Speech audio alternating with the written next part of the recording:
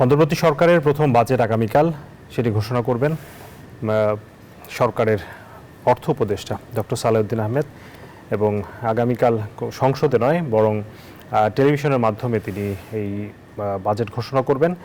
কেমন হতে যাচ্ছে বাজেট, কি প্রত্যাশা এবং প্রাপ্তি, সেটি হিসেব আগামীকাল সবাই নিশ্চয়ই মেলাবেন। আজকে আমরা বাজেটের এই 16 অনুষ্ঠানে আপনাদের স্বাগত জানাচ্ছি। আমি হোসাইন শাহাদাত, আমার সাথে স্টুডিওতে উপস্থিত আছেন বিশিষ্ট ব্যবসায়ী এবং ঢাকা চেম্বারের সাবেক সভাপতি শামস মাহমুদ। শামস মাহমুদ, স্বাগত জানাচ্ছি আপনাকে। ধন্যবাদ আপনাকে। আমরা আলোচনা যাওয়ার আগে আমাদের হাতে একটি সংবাদ আছে, আমরা সেটি দেখতে চাই। প্রবৃদ্ধির উচ্চাভিলাষী মোহের আওয়ামী দর্শন থেকে বেরিয়ে অর্থনৈতিক স্থিতিশীলতার পথে হাঁটছে অন্তর্বর্তী সরকার, যার প্রতিফলন দেখা যাবে আসছে জাতীয় বাজেটে। সোমবার 2025-26 অর্থ বছরের বাজেট ঘোষণা করবেন অর্থ উপদেষ্টা ডক্টর সালেউদ্দিন আহমেদ। বাজেটের সংকোচনমূলক নীতিকে ইতিবাচকভাবে দেখছেন অর্থনীতিবিদরা। স্বাভাবিক সময়ের মতো জাতীয় সংসদে বসছে না বাজেট অধিবেশন। টেলিভিশনে বাজেট বক্তৃতা দিবেন অর্থ উপদেষ্টা, জানাবেন আগামী 1 বছরে তার সরকারের আয় ব্যয়ের পরিকল্পনা। এবারের বাজেট ব্যতিক্রম তার আকারেও। দেশের ইতিহাসে প্রথমবারের মতো কমছে বাজেটের আকার, গতবারের চেয়ে 7,000 কোটি টাকা কম। অর্থ উপদেষ্টার দাবি, আগামী বাজেট হবে বাস্তবমুখী, সেই সাথে বাস্তবায়নযোগ্য। কিন্তু তার সাথে কতটা একমত অর্থনীতিবিদরা?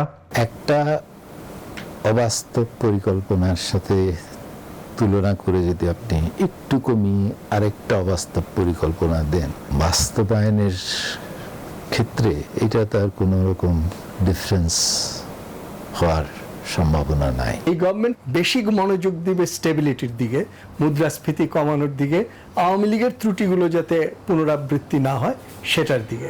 অর্থনৈতিক স্থিতিশীলতা আনার এই পরিকল্পনায় উন্নয়ন খরচে লাগাম টানছেন অর্থ উপদেষ্টা। 35,000 কোটি টাকা কমিয়ে উন্নয়ন ব্যয় ধরা হয়েছে 2,30,000 কোটি। চলমান অর্থনৈতিক সংকটগুলোকে কিভাবে মোকাবেলা করা যায় বাজেটারি পদ্ধতিতে, সেটা করতে যেয়ে যদি মনে করেন যে অর্থনীতির আকারটা কিছু ছোটও হয়ে যায়, সেটাও আমাদেরকে এখন মেনে নিতে হবে। কিন্তু এটা করতে গিয়ে একটা বিপদ হতে পারে, সেটা হলো যে গ্রোথ, আনএমপ্লয়মেন্ট, পভার্টি, এই ইস্যুগুলো লেস অ্যাড্রেসড হতে পারে। বাজেটের আকার কমলেও এবার বাড়ছে রাজস্ব আয়ের লক্ষ্যমাত্রা। এনবিআরকে দেয়া হয়েছে 5,18,000 কোটি টাকা আদায়ের ভার, আর ঘাটতি থাকছে 2,26,000 কোটি। ঘাটতি মেটাতে আবারও ব্যাংকমুখী সরকার। 1,04,000 কোটি টাকা ব্যাংকিং ব্যবস্থা থেকে নেয়ার পরিকল্পনা করা হচ্ছে বাজেটে। ব্যাংকের উপর সরকারের অতি নির্ভরতা দুশ্চিন্তায় ফেলেছে ব্যবসায়ীদের। এমনি মুদ্রা সাপ্লাই কম, তারপরে যদি সরকার বেশি টাকা নিয়ে যায়, তাহলে বেসরকারি খাতের জন্য টাকাটা কোথায়? অতএব সুদরা আরো বাড়বে। তার মানে সরকারের কিন্তু বরোয়িং কস্ট কিন্তু বাড়ছে। সরকারের সেই পলিসি স্পেসে কিন্তু খানিকটা কমে যাচ্ছে, যেহেতু তাকে তার লোনের উপর এখন অতিরিক্ত সুদ দিতে হচ্ছে আর কি। তবে আসছে বাজেটে প্রত্যাশা অনুযায়ী থাকছে না অর্থনীতির সাথে সম্পর্কিত টাস্কফোর্স ও কমিটিগুলোর সুপারিশের প্রতিফলন। দীর্ঘদিন পর রাজনৈতিক প্রভাবমুক্ত হয়ে বাজেট দিচ্ছে সরকার। কমেছে বাজেটের আকার, উন্নয়ন বরাদ্দেও সংযত সরকার। তবে অতি সংকোচনে যাতে প্রবৃদ্ধির গতি থমকে না যায়, বাধাগ্রস্ত না হয় কর্মসংস্থান, সেদিকে লক্ষ্য রাখার পরামর্শ বিশ্লেষকদের। হোসাইন শাহাদাত, নিউজ 24, ঢাকা। আমরা বাজেটের মোটামুটি এক নজরে একটা ওভারভিউ দেওয়ার চেষ্টা করলাম। আপনার কাছ থেকে যেটি জানতে চাইব যে বেসরকারি খাতের জন্য এবার বাজেটে আসলে কি থাকছে। এখন পর্যন্ত আমরা যেসব খবর পাচ্ছি সেই জায়গাগুলোতে সরকারের যেই স্থিতিশীলতা আনয়নের যে পরিকল্পনা, যেহেতু মূল্যস্ফীতিটাকেই বেশি গুরুত্ব দেওয়া থাকবে, সেক্ষেত্রে প্রবৃদ্ধির জায়গাটা একটু যেটি বলছিলেন অর্থনীতিবিদ এস এম আকাশ, তিনি বলছিলেন যে লেস অ্যাড্রেস থাকবে এবং সেক্ষেত্রে তো নিশ্চয়ই বিনিয়োগ কম হবে, কর্মসংস্থানের জায়গাটা বাধাগ্রস্ত হবে। আপনারা আসলে আশঙ্কার জায়গা তৈরি হচ্ছে নাকি আসলে কোনো আশার জায়গা পাচ্ছেন? ধন্যবাদ আপনাকে। দেখেন, এইখানে যে so this is a special budget, it's a special budget. তো আমাদের একটা ইয়ে ছিল যে বিগত দিনে যে বাজেটগুলো দেখতাম, এখানে কিন্তু ইনফ্লেটেড ডাটার উপর বেস করে ধর অনেক কিছু করা হতো। কিন্তু আনফর্চুনেটলি এবারও যে বাজেটটা আছে এটা কিন্তু বিগত দিনের ডাটার উপর বেস করেই কিন্তু করা হচ্ছে।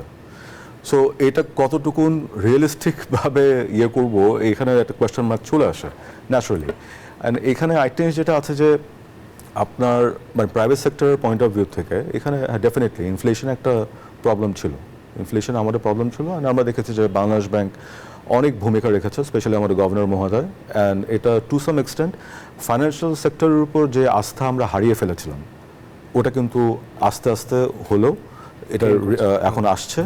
অ্যান্ড আমরা লক্ষ্য করছি যে ব্যাংকগুলো একটা স্টেবলের আউটলুক দিকে যাচ্ছে। যেগুলো প্রবলেমেটিক ব্যাংক কিছু কিছু মানে ওয়ে আউট ফাইন করছে ওরা, এবং কিভাবে মানে যে যাদের সঞ্চয় ধরেন ওখানে রাখা আছে আমানত, মানে যারা রাখে ওরা যাতে ক্ষতিগ্রস্ত না হয়, এগুলো সব কিছু নিয়ে কিন্তু বাংলাদেশ ব্যাংক ভালো একটা ভূমিকা পালন করছে। এবং ইনফ্লেশনের দিকে দেখছি যে অফিসিয়ালি যে ডাটাটা বের হচ্ছে ওখানে কিন্তু মানে উই ক্যান নোটিস যে এখানে একটা রিফ্লেকশন আসছে, যে কমছে।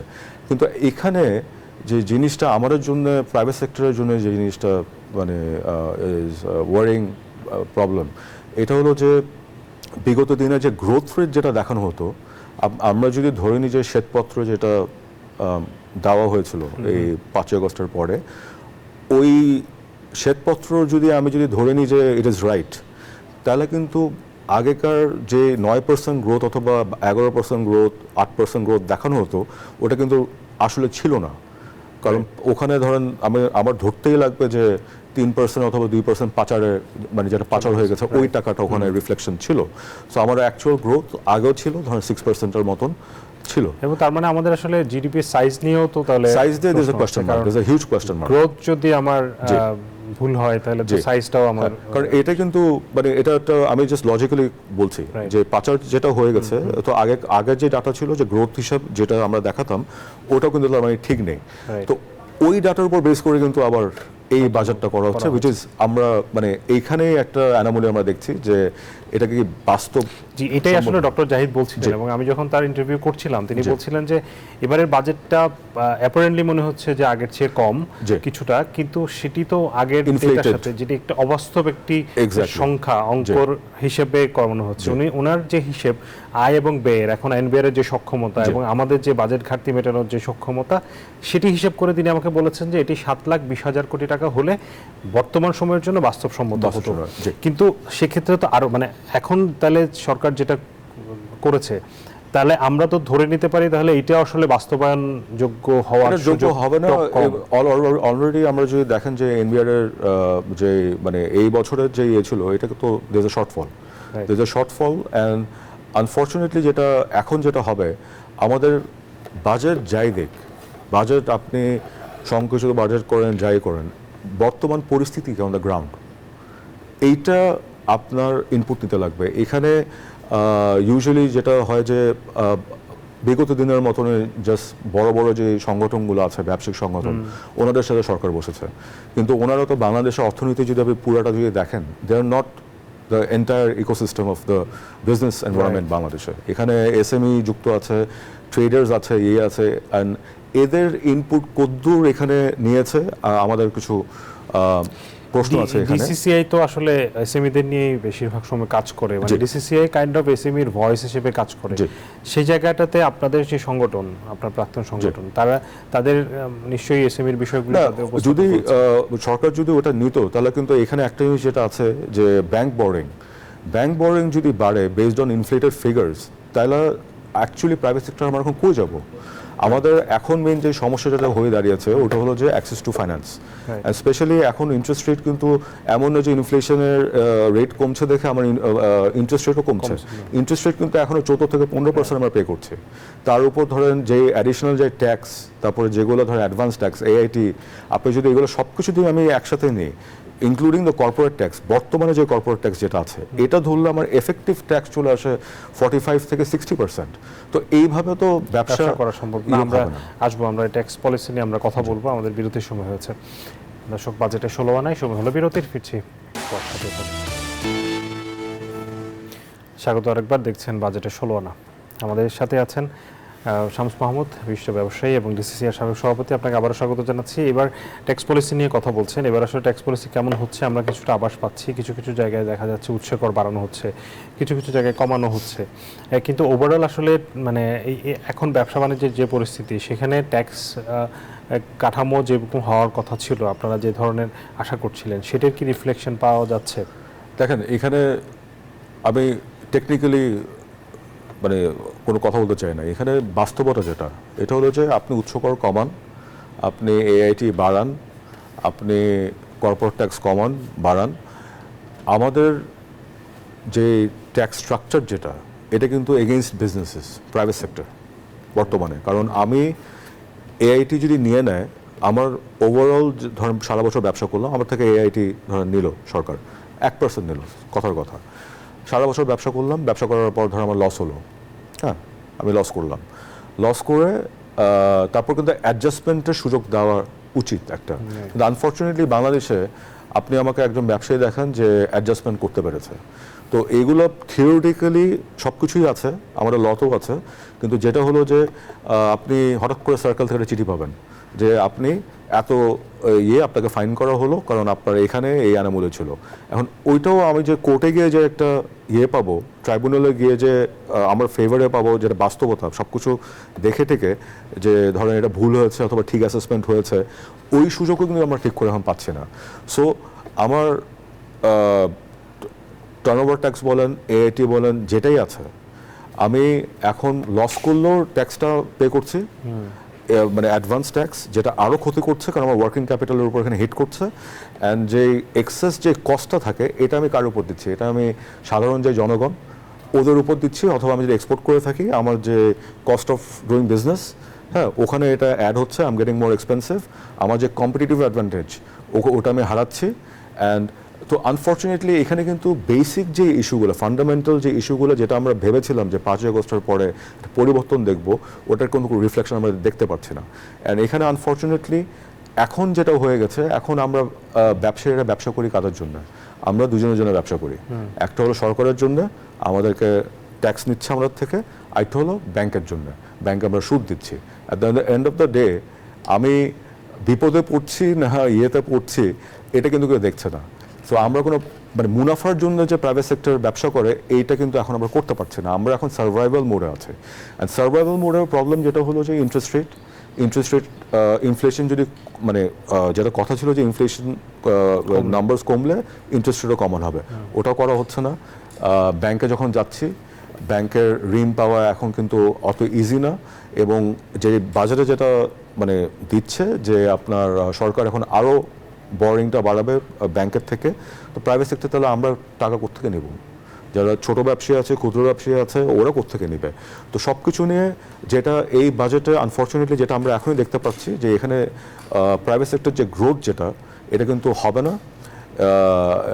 আরেকটা হলো যে এখানে এফডিআর কথা অনেক বলা হচ্ছে, এফডিআর জন্য যে এনেবলিং যে এনভায়রনমেন্ট লাগবে, ওটাও কিন্তু কিভাবে করবে, এই যে ট্যাক্স স্ট্রাকচার, হ্যাঁ এইখানে কিন্তু কোনো আমরা দেখছি না যে স্পেশালি এনবিআর যেমন এবার একটা ভালো ডিসিশন হয়েছে যে দুটো ভাগ করে একটা পলিসি একটা কালেকশন, হ্যাঁ এটা আমি বলবো যে এটা ভালো একটা পদক্ষেপ ছিল, কিন্তু দ্য ওয়ে ইট ওয়াজ ডান, আমার শিপমেন্ট ঈদের আগে আমার সব পোর্টে শিপমেন্টের জন্য সব কন্টেনার এখন স্টাক।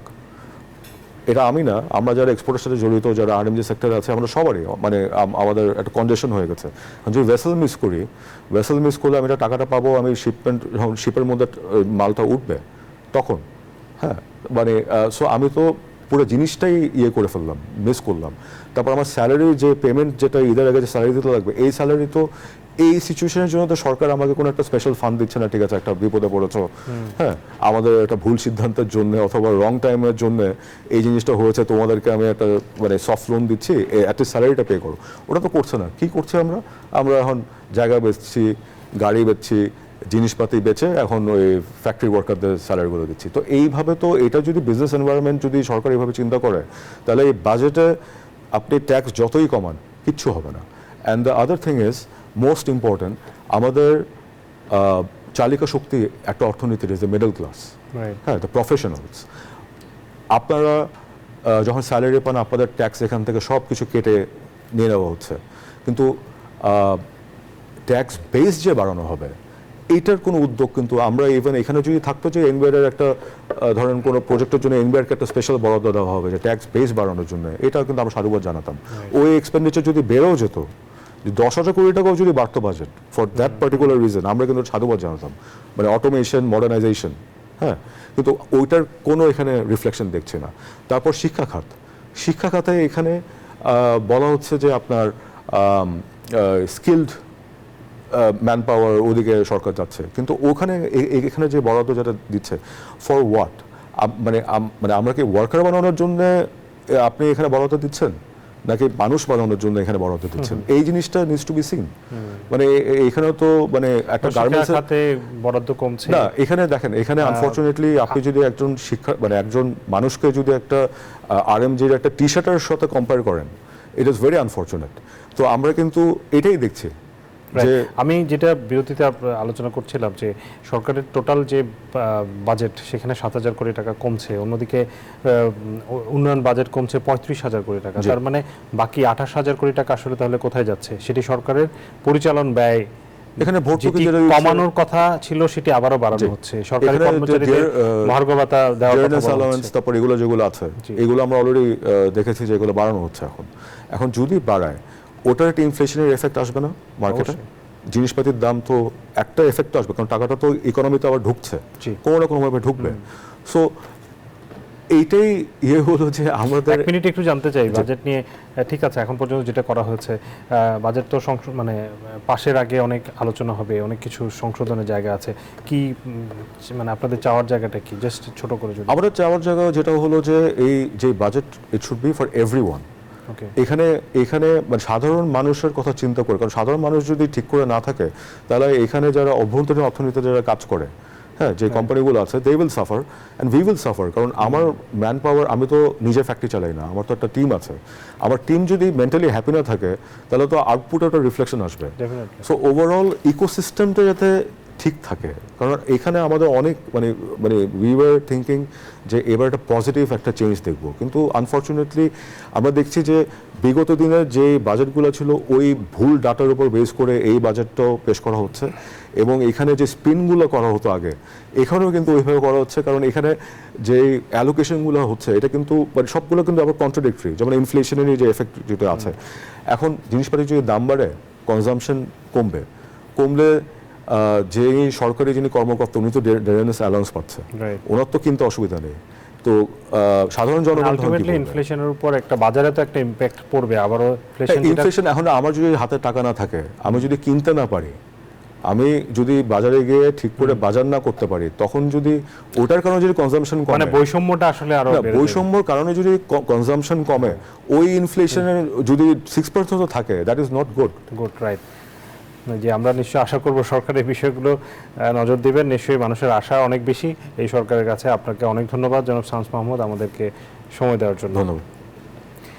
দর্শক, আমরা আলোচনা করছিলাম আগামীকাল বাজেট, এই বাজেটের আসলে 16 আনা নিয়ে আপনাদের সাথে আছি।